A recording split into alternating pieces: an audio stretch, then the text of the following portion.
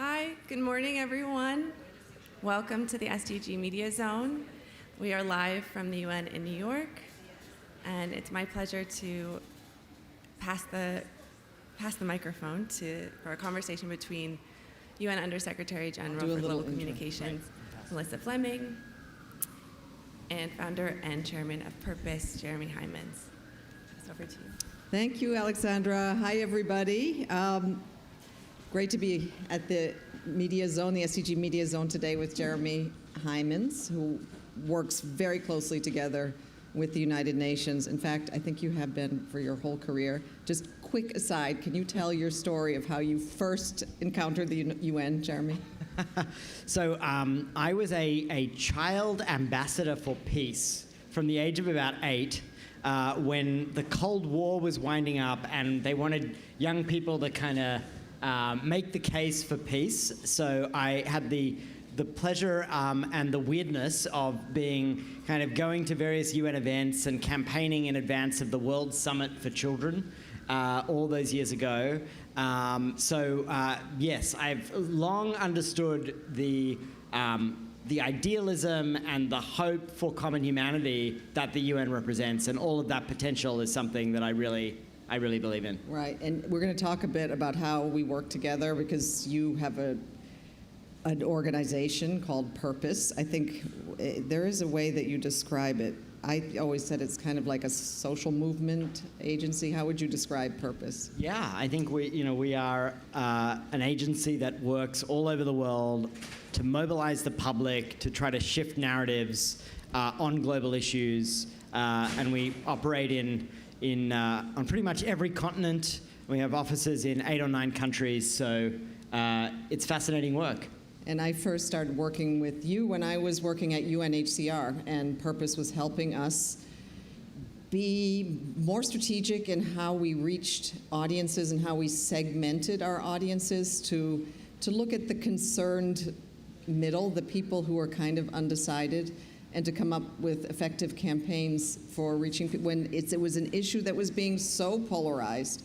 And now, when I came here to take on this role in 2019, we were about to start working on how do we communicate climate change more effectively? How do we reach communities in the languages they speak, on the platforms where they get their information? I really turned to you because you had just published a book called New Power, and you were really expert in how these kind of movements started, where people, concerned citizens, find a way to get to join forces for the common good, and we really needed to join forces with the citizens of the world to help us reach our climate goals. But then we had the global pandemic, and so then we started an initiative called Verified that was quite novel. Can you describe what was so different about Verified than the usual communications that come out of an institution like the United Nations? Yeah, well, I mean, as you say, it was March, April 2020. We knew, and already we were seeing, there would be what was described at the time as the infodemic, right? This massive information challenge associated with COVID. And, there was a lot that people didn't understand at the beginning of the virus, and there was a lot that was deliberately being put into the information ecosystem that was wrong. We also realized that traditional institutions would probably not be fit for the task on their own of engaging with that information warfare. The vaccine skeptics, for example, they were organized in these very close-knit online communities. They weren't necessarily pulling the lever of big institutions. They are now in some places. We'll come back to that. But they were very effective at even a small number of actors reaching millions or hundreds of millions of people with rumors, with mis and disinformation. So we knew we had to do something about it. And so we formed this, I think, really wonderful and very novel alliance where we took all of the institutional credibility, the science, and the global reach of the UN. Like, only the UN could, for example, reach out to broadcasters in Africa and very quickly get reach to hundreds of millions of Africans with public health messages. But what we could do at Purpose was, fight on this new battlefield, right? develop content that sometimes had nothing to do with the UN, that was unbranded, but that was reaching audiences. I always cite the example of, like, we were trying to reach young men in India. We weren't going to reach young men in India with a WHO fact sheet, right? But we could reach them through the YouTube comedians that they would watch and love. So if we could get a YouTube comedian to create content that specifically addressed some of that COVID mis and disinformation, that was the way we were going to get those people in large numbers engaged. So it was a massive distributed effort to create content in all forms, in all languages, and to your earlier point about refugees, to reach the people who were not already in our camp. The people reading the New York Times, they were going to be okay. Right? They were getting mostly accurate information, but it was the people, outside of those more traditional mainstream media ecosystems that we really needed to reach. And I'm very proud of the work we did together on that. I mean, that was at a time where we really saw that the vast majority of people around the world were turning to social media and to influencers. We also saw that it's kind of the disinformation actor playbook to identify people, influencers, to carry their messages. They're often paid for that. What really struck me about the work that we did was that we did a kind of call for volunteers, information volunteers, and we had such an overwhelming response from the public. So many people really wanted to get on board and help us spread facts. And then we recruited the health community, vaccine scientists, doctors, trained them up on TikTok. Can you just explain how that worked? I mean, why was that so effective? Well, I think it's very instructive to what we need to do now in the horrific information environment that we face on many issues. So we recognize that the way people were going to get trusted information was through individuals that they related to, that were compelling, that they trusted, probably not through institutions in a kind of cold, impartial voice. So we went, knowing that vaccine confidence would be a huge challenge, we literally went to the vaccine labs that were developing the COVID vaccines. This was even before the vaccines had been published and released. And we looked for charismatic, often young, but not always young, but interesting people who were vaccine scientists that we thought could tell the story, which is a fascinating story, of the development of the vaccines, and then once the vaccines were out to the public, who could engage, reassure, and educate on that. And we found these incredible people who'd actually never used TikTok, and the reason we chose TikTok is that TikTok was, and still is in many ways, the place that was originating the most viral content on the internet, even if it was being syndicated then through other platforms. And we trained them in how to use TikTok, and we turned those people from vaccine scientists into vaccine scientists and stars with huge audiences. We had billions and billions of views of their content, and we did some really interesting testing, proper controlled testing that showed that kind of content was much more persuasive at increasing vaccine confidence and uptake than the more traditional health communications that were circulating.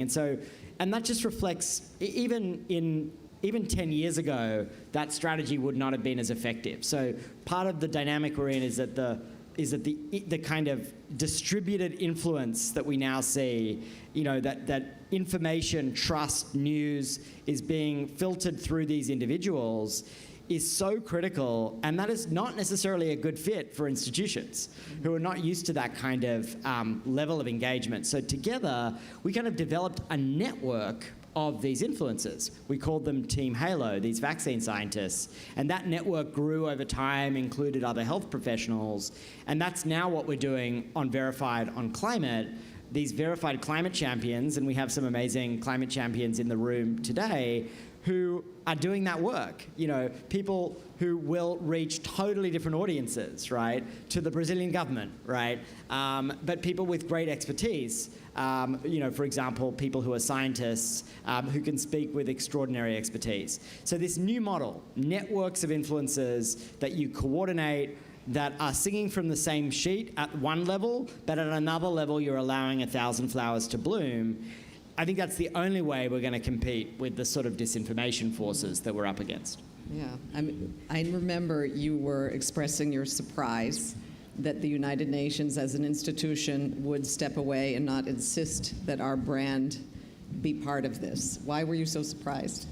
Well, I mean, I think I'm going to give you some credit here, Melissa. I think the fact that you were in that leadership role at the UN, I'm not sure it would have happened with any other leader. But I think that institutions, like the UN, they're very risk averse. And, understandably, the whole mental model is what we would have called in our book old power, right? It's the castle model, it's control. And of course, in this media environment, the people who are doing that are really getting left behind, unfortunately, because of the way that influence and information and attention works. So it took a leader who was willing to do that, but I think it was also a partnership of the kind that we have that still valued trust and integrity. That we weren't going off making stuff up, right? But we were finding ways to make facts, truth, reality human and compelling. And that's what we need a lot more of. It's not that we just need to make stuff up the way the other side does. That's not going to help us in the long term. But we do need really novel ways to reach people. And I think that's where our partnership was, and is so compelling.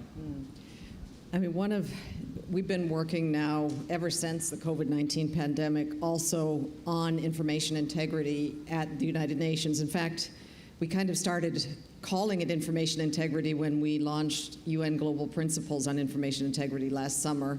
The Secretary General launched them here. It used to be, we were just focusing on the platforms. This is actually a blueprint that provides calls to action for almost all involved sectors who play a role. So it is the platforms, and I want to come back to them and ask you a question about that, because that was our entire strategy. Ask the platforms to be responsible and to favor facts over lies. That strategy didn't work. So then we also have recommendations for governments. We have recommendations for traditional media too, and also that traditional media that is really kind of collapsed in the social media era be bolstered because they have a huge role, public service role, but also advertisers, and then equipping people themselves to be able to understand how mis and disinformation travels and to defend themselves. But I wanted to ask you, why has this strategy of confronting the platforms not worked in your view? And what do we need to do that is just the most effective way?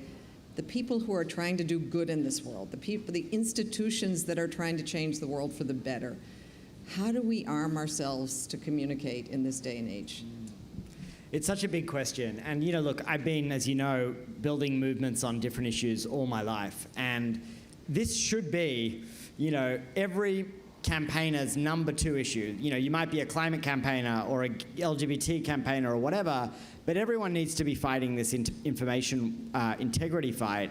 But it's a lot harder to build a movement around confronting the platforms, around things that can be a little bit arcane and technical, but boy, do we need it. And I think there's a really clear story here of powerful interests, the enormous concentrated power of these tech players. I think, unfortunately, populists and agents of disinformation have better figured out how to capture an ally with those powerful technology interests than those who want liberal democracy. And that's the story of the last few years. And I think we can turn it around. I really do. I think part of the answer and part of the hope comes from the fact that the ways the information environment is changing almost month by month, right? The dominant platforms, the way people's feelings, thoughts, opinions are being shaped. So we have to, we may not be able to change at this point what X's position is or what Meta's position is in a material way, but we could shape what the next platform that hundreds of millions or billions of people go to. We can shape, I think, still the way AI impacts the information environment. I mean, one point I've been making recently about AI, which is interesting, is that there is a big shift coming which is that right now, most people's thoughts, feelings, opinions are being shaped by social media, right? By those influencers, by that toxic swirl, the algorithms, etc. But increasingly, people's information environment and trust is being shaped by their relationship with their LLM, right? With what we have called in our recent HBR piece, people's digital significant others. And that is different. So you're going to ask that person, well, what do you think about this? What do you think about this thing, this rumor I just heard about climate change or about vaccines, right? And so what the LLM says to you about that will be incredibly important, because these LLMs are primed to make us trust them, to make us, have a real sense, frankly, of that they are all-knowing, right? Now, that carries many risks, but there's also an opportunity in that if those LLMs are actually reporting things back that are more grounded in reliable and trustworthy sources, there may be an opportunity for these LLMs to depolarize and to take the heat out of the information environment a little bit, but only if the boundaries that these AI developers are set are grounded in truth, and they're not just scraping up the junk and feeding it back to people, right? So that's a big coming arena for advocacy and work that we all need to do. But I also think we need to remember not to fight the last war, that the dynamics are changing. And in a world where you've got these funnels where everybody's in this very intimate one-on-one relationship with their digital significant other, like that's quite a different information challenge to the challenge of social media platforms. Do you have a digital significant other? I'd like to think I don't, in the sense that I would like to think that I have not become too intellectually or emotionally dependent on ChatGPT. But it is extraordinary how much this dependency is built into these new technologies. Yeah. I mean, they literally ask us and encourage us to confide in them, to tell us our problems, right? And this is going to be a very potent cultural force, maybe even more potent than the way social media reshaped people. Yeah, and absolutely, we're so concerned about the information that they're trained on. I mean, I did this experiment with ChatGPT because my husband came to me one day and asked me who a certain man was. And I said, why are you asking? And I told him, and he said, because ChatGPT says he's your husband. And I said, uh-oh. And then so every month I started asking ChatGPT, who is Melissa Fleming's husband? And each month it told me I had a different husband. None of whom was my actual husband, whom I've been married to for 30 years. I honestly, I do these kinds of experiments because I also just want to know how trustworthy are these LLMs. I think they're getting better. I agree. I think there has been a lot of alarm because these kinds of hallucinations have been exposed. But we have seen, I think it just wanted to please me and invent somebody. I had really nice weddings. Were they nice too. Husbands? I mean, I don't know. Yeah. Some of them I knew. I prefer the one I have. But just an example of, it is, they do draw you in to trust them. And we're very concerned. Obviously, at a time when climate science is being denied again at very high levels, and people are just questioning maybe it isn't so bad, or what fossil fuel companies would like us to believe, or maybe it doesn't exist at all. We cannot have AI agents confiding in you. By the way, some people say climate change isn't real, when 99.9% of climate scientists have reached a consensus that climate change is real, that it's man-made caused. And so any questioning of that is really, really dangerous. And do you have hope? Do you have any evidence that the platforms are doing something about this? I don't have inherent faith in the platforms, but the nature of the technology and the way and the source material they currently prioritize tends to be more authoritative source material. So they don't necessarily look for the junk, right? They tend to look for, well-known news sources, et cetera, when you ask them a question like that. So there's a little bit of hope in that, right? And I think you're right. The challenge is they want to mirror you. So they figure out what your bias is, and they want to speak back to you with that. But again, I think part of what we need to do is recognize that like these dynamics are not the same as the social media dynamics. Mm-hmm. So how do we, as people who are fighting for a healthy information environment, get ready for that next fight? Really understand what those dynamics are, even while we're still dealing with the chaos unleashed by social media. But I think the short answer is I have a little bit of hope. There are big risks, but there are also opportunities in this step change we're about to see for maybe calming people down a little bit and taking a little bit of the toxicity out, because these LLMs, they work well when they actually calm you down and soothe you, whereas social media works effectively and the economics work when they get you riled up. It's a different psychological dynamic. This is a really hopeful note to end on. You know, the UN just conducted a global risk report. It was probably the most comprehensive risk report ever done, because we used our country offices all over the world to conduct it. The top risk that people identified that they were concerned about and that we were least prepared to address was mis and disinformation. We believe it underlies everything that we're trying to do, and to have a healthy information ecosystem where people can get factual, trusted information, and also some inspiration. I think that's what we try to provide through our collaboration, that, you know, not only are people given the facts, but they're given ways to get involved and ways that they can act. Yeah, I want to leave you with one little story, which is one of our verified champions, Ikal in Indonesia. He runs a recycling plant. Through the content he makes, he's gone from having 2,000 followers talking about recycling to 500,000 in Indonesia. And it's massively grown the actual work that he does, which is bringing people into his recycling plant and increasing the volume of recycling that happens in Indonesia. It's stories like that that give me hope.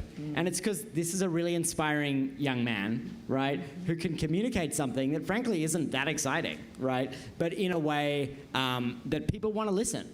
And that's the sort of model, I think, that we need when we're up against all of this hate. Thank you so much, Jeremy, for joining us in the SDG Media Zone, and it's great working with you. Always wonderful to be with you. Thanks.